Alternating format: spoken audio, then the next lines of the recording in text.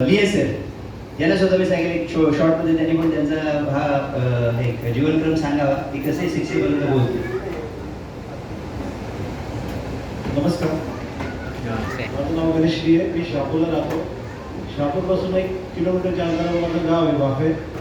आणि हा बिझनेस ज्यावेळेस रवींद्र सर आणि कर्वे सर आमच्याकडे आले लॉन्ड्रीमध्ये, आम्हाला सांगितलं ते पाण्याने आज बरे होत आहेत.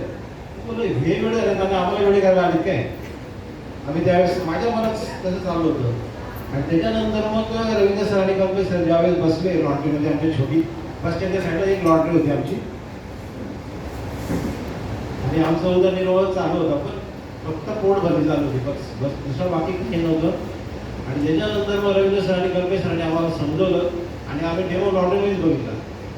डेमो तर पटला, पण पैसे बिलकुल नव्हते.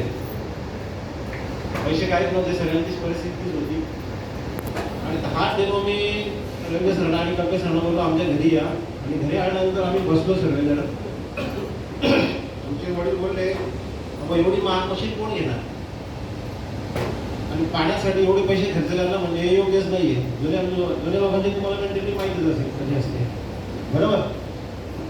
त्यानंतर मग मी कर्वे सरांना बोललो की तुम्ही काय टेन्शन घेऊ नका, माझं निश्चय झालेलं मशीन घ्यायचं. आणि त्याच्यानंतर मग माझी मिसेस आणि मी बसलो आणि मग आम्ही निर्णय घेतला मशीन घ्यायचं. आणि मशीन घेता वेळेस पण गोल्ड लोन करून मशीन घेतला. सर्व घरात गोल्ड ठेवलं आणि मशीन घेतली. आणि त्याच्यानंतर मग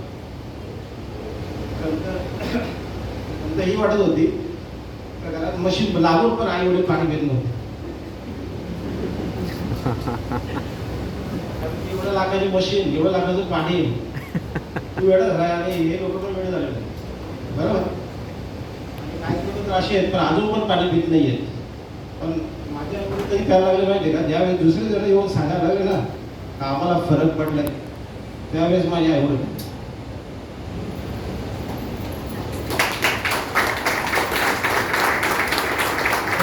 धन्यवाद वडील कर्वे सरांनी रवींद्र सरांचं, तर त्यांच्यामुळे मला हे केंद्र मशीन मिळालं. तर सगळ्यांचा आभार आहे. थँक्यू लिएस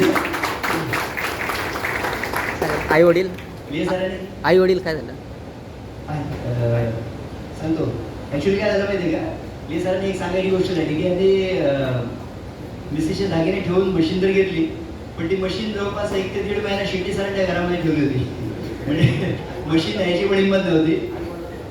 त्यांच्या भीतीमुळे त्यांनी मशीन पण घरी नव्हती. विचार करा म्हणजे किती विरोध किंवा या गोष्टीमधून लोकांनी काम सुरू केलेलं आहे.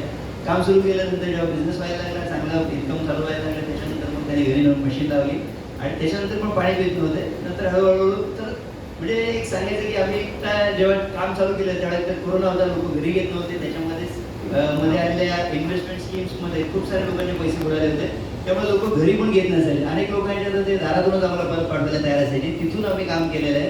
तर आज तुमच्यासाठी सगळ्यांसाठी एक सांगेल की खूप म्हणजे मी नेहमी इमॅजिन करतो की राजन सरांनी ज्या वेळेला काम चालू केलं, कारण माझ्यासाठी मोटिवेशन फॅक्टर तोच होता की मला जो विरोध होतोय त्याच्यापेक्षा 10 पट विरोध राजन सरांना झाला असेल हे माझ्या डोक्यामध्ये नेहमी असेल. त्यामुळे मला तो विरोध कधीच मोठा वाटत नसता. कारण जर एवढा मोठा विरोध पत्करून जर राजन सर त्या स्टेजला पोहोचले तर मी सुद्धा पोहोचू शकतो. हा एक कॉन्फिडन्स माझ्यामध्ये नेहमी असायचा आणि त्या कॉन्फिडन्सवर मी जात होतो. तर याच्या पुढची स्टोरी कल्पेश सरांची, त्यांच्याकडून आपण ऐकूया थोडं शॉर्टमध्ये. Yes sir. थँक्यू सर, मला इथे बोलण्यासाठी संधी दिली. तर खऱ्या अर्थाने मी तुम्हाला सांगेल की 2019मध्ये मशीन घेण्यासाठी माझ्याकडे पैसे नव्हते. माझ्याकडे रवींद्र सर आणि अजित उदाळे सर याने डेमो प्रेझेंटेशन केलं आणि केल्यानंतर इच्छा खूप होती की हे मशीन घ्यायला पाहिजे, पण पैसे नाही आहेत. आणि खऱ्या अर्थाने तुम्हाला मी सांगेल की या अगोदर मी रिक्षा चालवायचो. प्रत्यक्षात मला बऱ्याच लोकांनी बघितलं असेल. माझा फ्रूटचा एक छोटासा बिझनेस होता. बऱ्याचशा गोष्टी ऑलराऊंडर सगळीच कामं करायचो, पण बिझनेस करायचो, पण प्लॅटफॉर्म नव्हता. आणि अजित सर आणि रवींद्र सरांच्या माध्यमातून हा प्लॅटफॉर्म मला उपलब्ध झाला 2019मध्ये. त्यावेळेस माझ्याकडे पैसे नव्हते, बँक उभी करत नव्हती, बचत गटवाले लोन देत नव्हते, मित्र पैसे उसने देत नव्हते.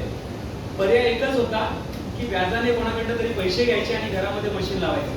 का तर आपलं कुटुंब जर व्यवस्थित असेल तर आपण काही करू शकतो. आणि त्यानंतर 6% व्याजाने पैसे घेतले, हे मशीन घरामध्ये लावलं आणि एक चांगल्या पद्धतीने घरामध्ये आरोग्य आलं. तुम्हाला सांगायला आवडेल की या 6 वर्षामध्ये माझ्या घरामध्ये एकही व्यक्ती पेशंट म्हणून हॉस्पिटलमध्ये गेलेला नाहीये.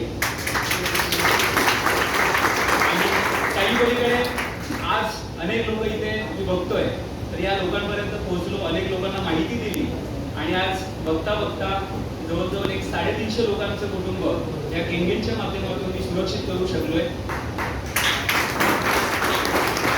आणि एक छोटंसं स्वप्न प्रत्येकाचं असतं. एक मिनिटं फक्त मी उभं करेल की मी जास्त काही केलेलं नाहीये. मी फक्त माझ्या 4 मित्रांना मशीन दिलं आणि त्यांना मी फक्त त्यांचं नाव घेईन. फर्स्ट ऑफ ऑल गणेश लिहे सर यांना मी पहिलं मशीन दिलं. सेकंड अनंत सापळे सर यांना मी उभं करेल, त्यांनी सुद्धा उभं राहायचं, यांना मी एक मशीन दिलं.